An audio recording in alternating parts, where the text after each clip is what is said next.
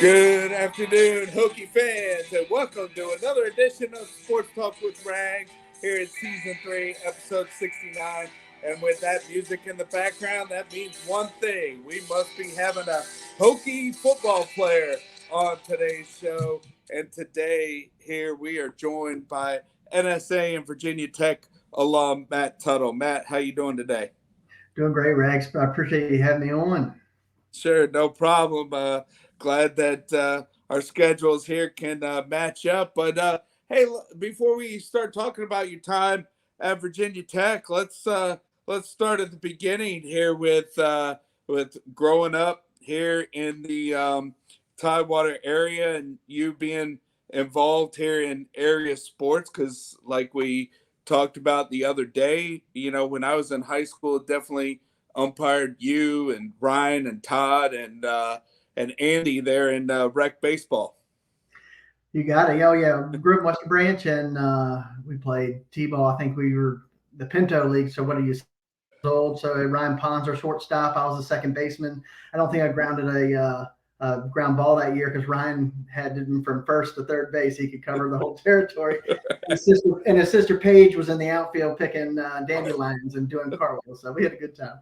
But Right. yeah, growing up with those guys, with Andy and Ryan and Tommy Cornwell, and we played on Vince Hall's team. I mean, we were surrounded by some awesome athletes and some good guys. So as we've all gotten older, getting a little older now, it's just fun to, we used to watch Ryan play at NC State and Vince played with me at Tech, and just watching some of these guys grow up and be awesome what they're doing is pretty cool. Yeah, and there in high school, I mean, with going to Nance and Suffolk, and definitely involved in the athletic program there at Nance and Suffolk.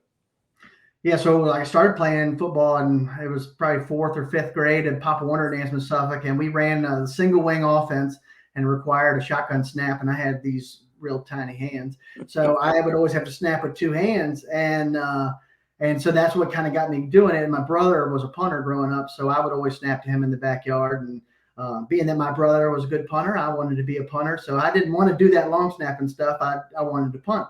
Right. So when I did eventually get to Tech, I actually walked on as a punter and Oh. shanked three punts over the fence. Coach Peter said, "Get out of here." And what I did is I was leaving the field, and I turned around and I walked back to him and I said, "Coach Beaver, I can long snap too." And he goes, "You get one."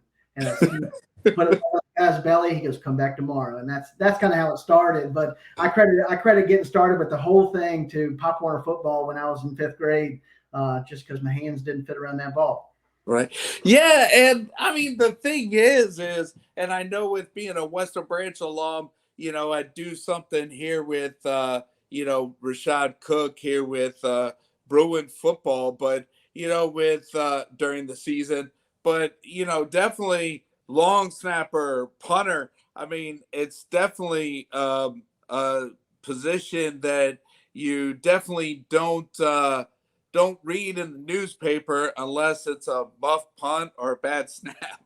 Yeah, you got to be okay with not getting a lot of credit, but you also got to be able to take your whips when something goes wrong. High school didn't really matter because I was playing offense, defensive line. I would just go out for the next play. But when you get to college, you could be an hour before your next snap, so you got to think about it the whole time. And well, that's one thing Beamer would do in practice is he would make practice so stressful that when you got out in the game, it's like that you there were 70,000 people in the stands, but you didn't really. It didn't matter because you were out there with the same guys. But he would film every practice, and then the next day we would go and we would watch film of the game and or practice. And if I snapped it a little to the left, baby, you better watch out because he's coming for you. And that's why when we got into the games, I mean, I got thrown in the middle of a game of our first one, and Donovan Sue was on the other side of the ball. Right. Lucky I didn't lose my lunch that day, but it was a good opportunity. Coach Beamer made it as game like as possible in practice, and that's why we play so well on special teams and everywhere else in the games. Yes, I know with reviewing, coming across the Suffolk Times Herald that did the article on you, and then also with reviewing Virginia Tech football seasons there when you played. I mean, that's one thing about Coach Beamer is when you look at the coaching staff, you don't see a special teams coach because that's Beamer ball. Yeah, we called the punt team Pride, and the punt return team was Pride and Joy. So he was in there and grilling it, and we had, I think we had 18 punt plays my first year, and I said 18 punt plays. We didn't have that in Southern. So, but anyway, so he's in there. He's with me the entire practice. We're snapping and snapping, and hundreds of balls, and he wanted every single one of them to be absolutely perfect because when you get down in the Orange Bowl and you got to make a good field goal snap, you better be right on the money, right?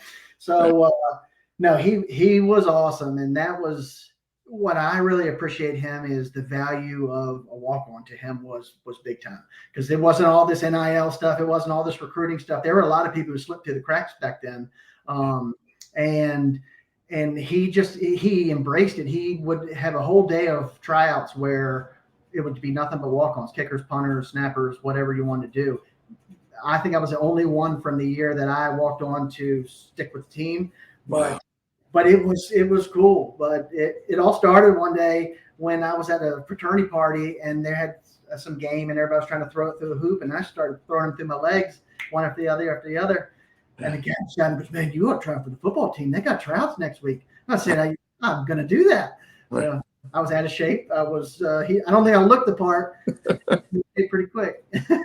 Well, that's what I was gonna ask you. When you were junior, senior there at Nance and Suffolk, and I see that you played, football, basketball, baseball, and track. I mean, when you were a junior, senior, were you, just set on going to Virginia Tech and maybe trying to walk on, or did you visit other colleges in a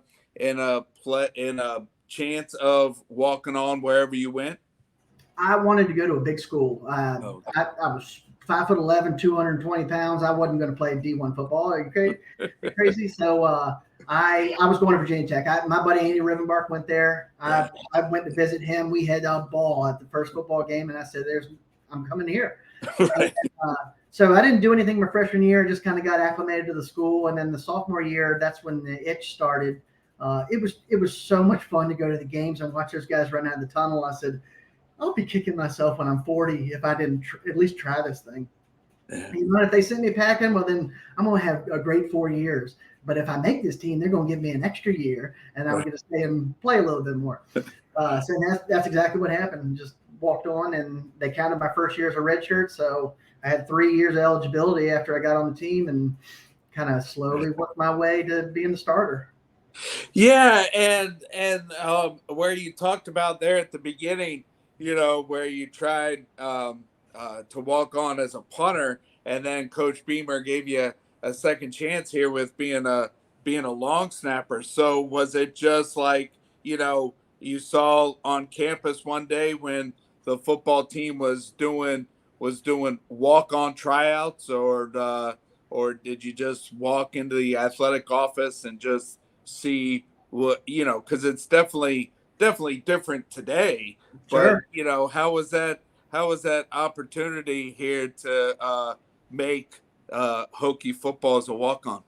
So I walked into Merriman Center, that's the athletic department. I walked into John Boleyn's office, and they had a list there, and there was nothing online then. You just sign up. Right. So there's 5 people on the list. I signed my name up, and they said, be here tomorrow at 4:00. So I go in with my own shirt, my own pants, and I go, and that's what happened. So then when he told me to come back, I came back the next day in my own shirt and my own pants. And he said, well, come back tomorrow, own shirt, own pants. So I'm not on the team. There's 120 people on the team. I'm not on the team at this point. So I'm thinking, what do I got to do to get on this practice squad? If I can just get on the practice squad, I would be the happiest man on earth. Right. So we play LSU the second game of the season. This is the year 2007. They won the national championship that year. Right. They had just monsters on their team. So I get on YouTube and I start watching game film because I'm not in the meetings with these guys. I start watching game film of LSU. And I noticed that their snapper's doing this crazy head nod before he snaps it. So I'm in my dorm room doing this, trying to figure out how to do it. I go out to practice the next day. I'm warming up. Coach Beamer sees me doing this head thing.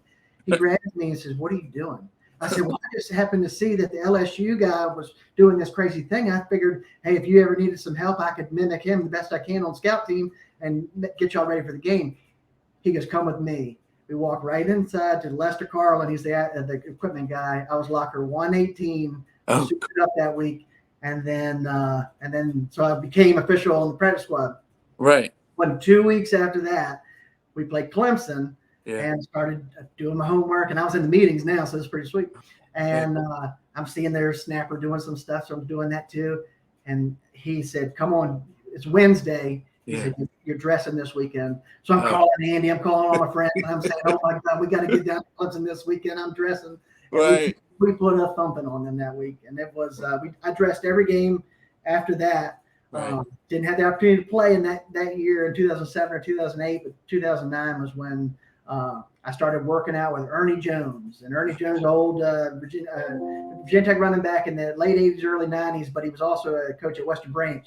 And he is awesome. He's got a gym in North Suffolk, but Ernie got me in the best shape of my life before my senior year. And I said, if there's going to be a chance I'm going to get into a game, it's because I'm going to be ready, and I'm going to earn this thing. And I credit Ernie Jones I practiced long snap, and I could do that. But I had to be in good shape and I had to be strong, and Ernie Jones got me there. Right. Oh, that's awesome. I mean, so then, start with that Clemson game. You dressed out, for the rest of the season there in 2007, and Virginia Tech, they won the Coastal, they won the championship game, went to the Orange Bowl, and then what? 2008, you just dressed during that season, and it was another good season there for Hokie football. Yeah, they recruited a long snapper out of Minnesota, Colin Carroll, great guy. But they full scholarship. I mean, you don't see that much full scholarship long snapper coming out of high school. So I was automatically pegged behind him. But he's a good dude, and we had a great friendly competition.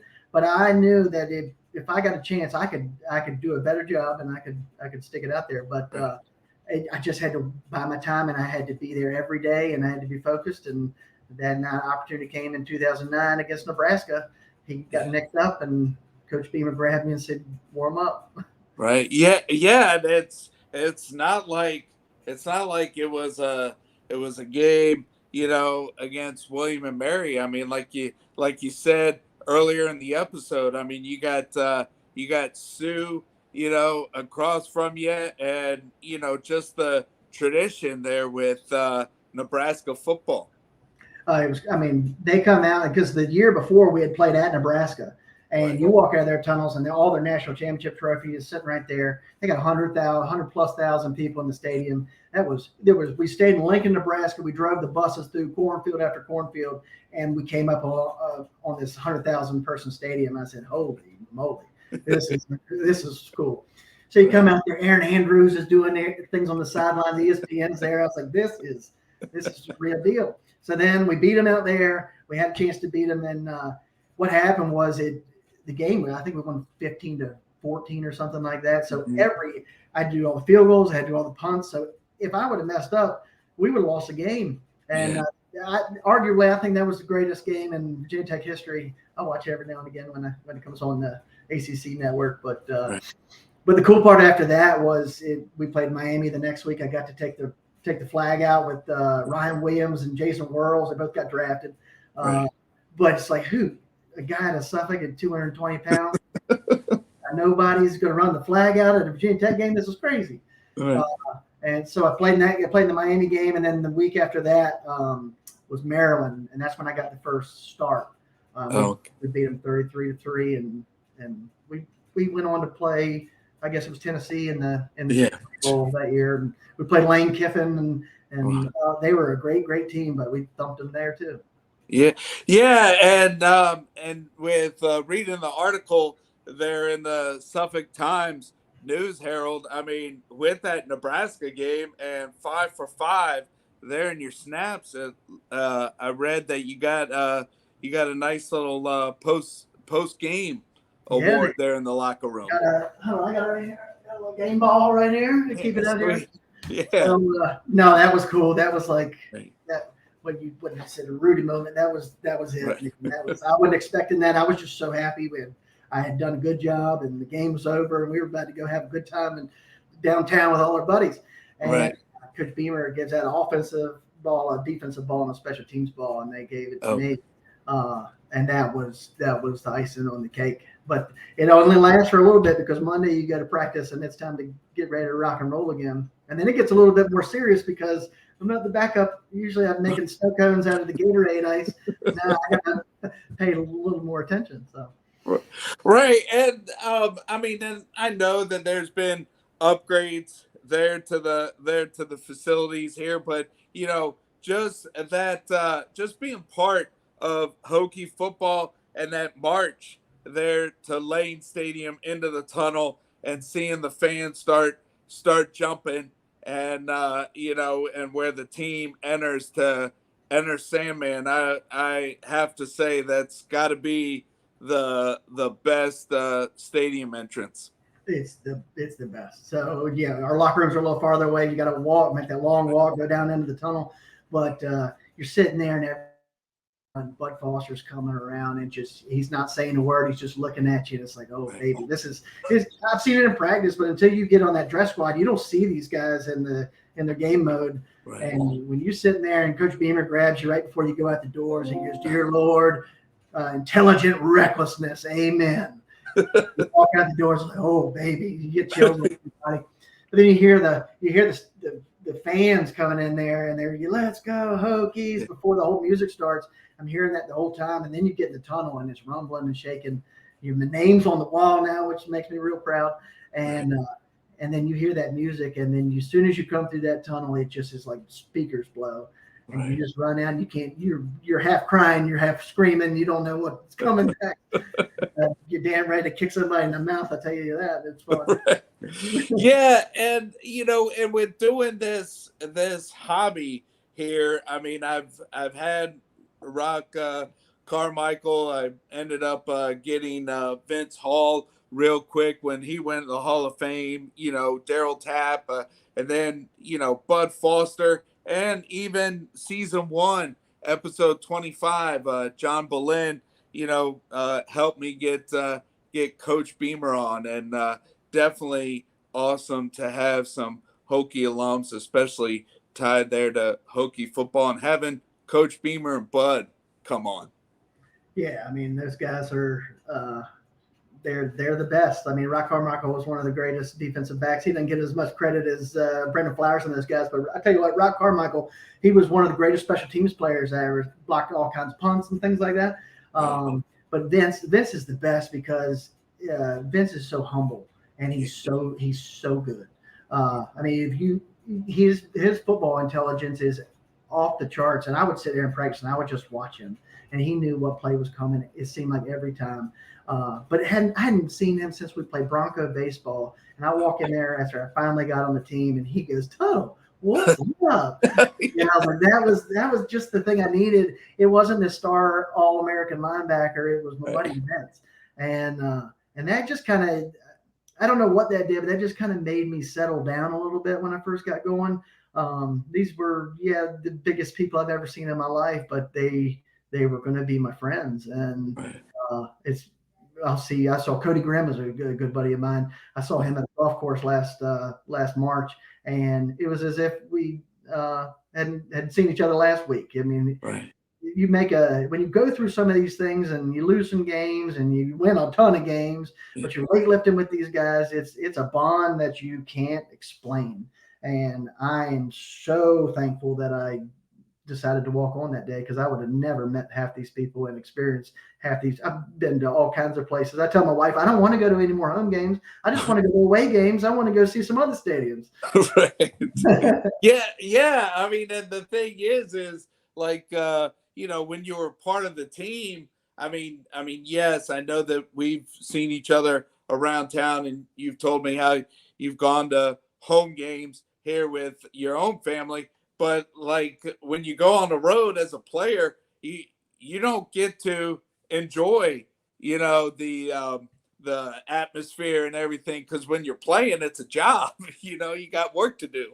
Yeah, I had some buddies. We would always play ECU like the first game of the season. We played them in the Panther Stadium one year, and all my friends there said, "Hey, we want to meet you after the game." I said, "Guys, I'm getting on an airplane in about an hour." Like, it was awesome, but it was fun. And then all my buddies would go to these games, and then I'd fly back, and I'd be home that night, ready to go out and have fun, and they're still down where the game was.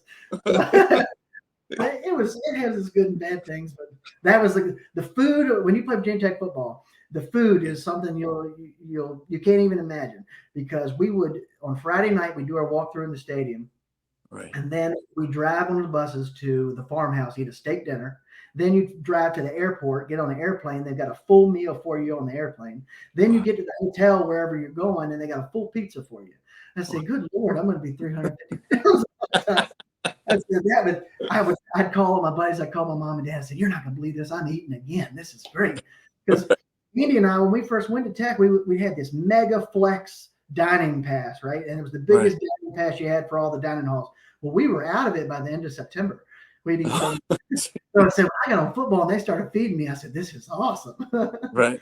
Yeah, and I mean, I know that you know, there is something to be said there about you know, playing college football, and that's right when Virginia Tech, you know, a few years before you got on campus, you know, they went from the Big East to the ACC, you know, so even when you got there and then was part of the team, it was still, you know, they're in the early stages of being part of the ACC, but you know, now what they call the Power Five, and just tradition there with being part of Hokie football.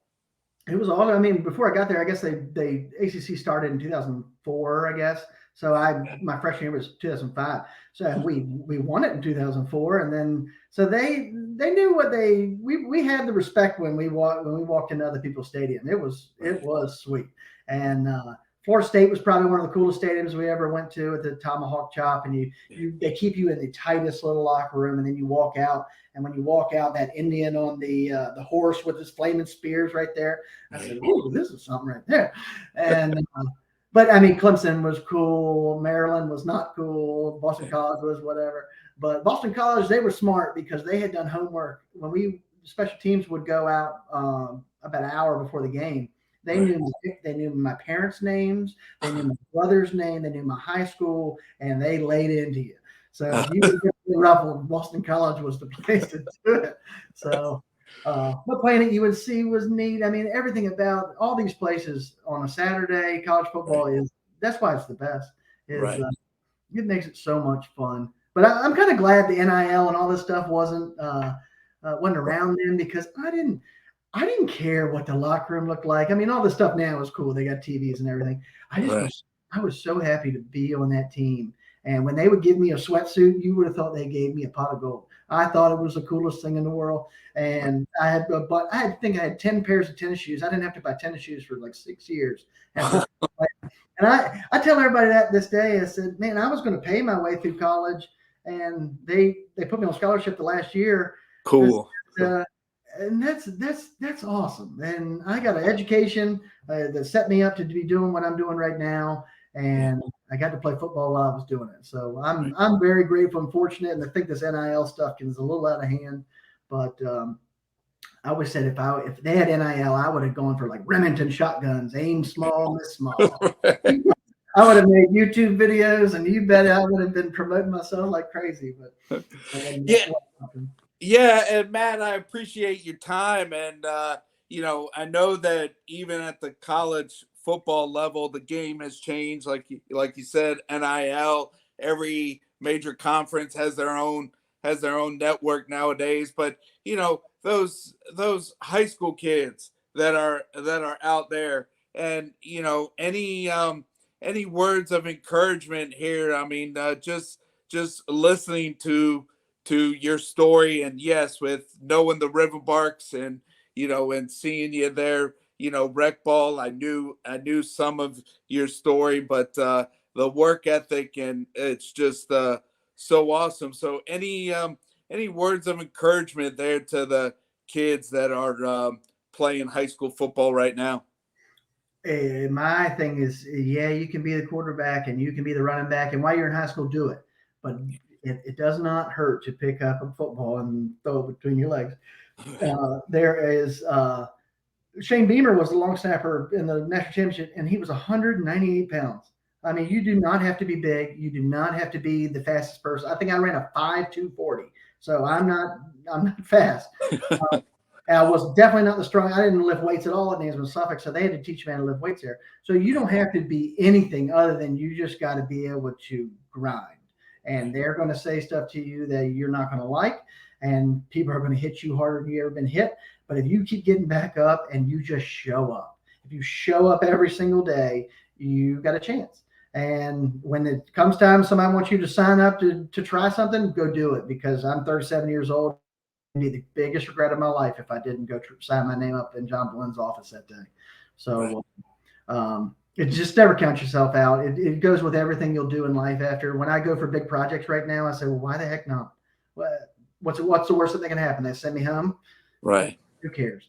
So go sign up for everything, do everything, figure out what you're good at, and run with it. And if you end up long snapping, call me. But they also have long snapping camps. I didn't put that in there, but I used to go to this long snapping camp, and all the college, the Oklahoma guy there, the USC guy was there, and I said long snapping camp is the best because you snap footballs all day, and then you go to the bar, and you go to the bar at night.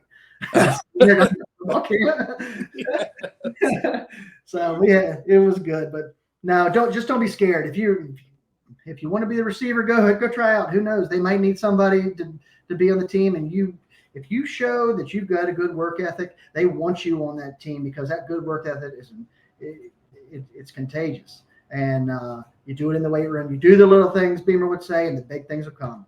And then there's the most true words I've ever heard in my life.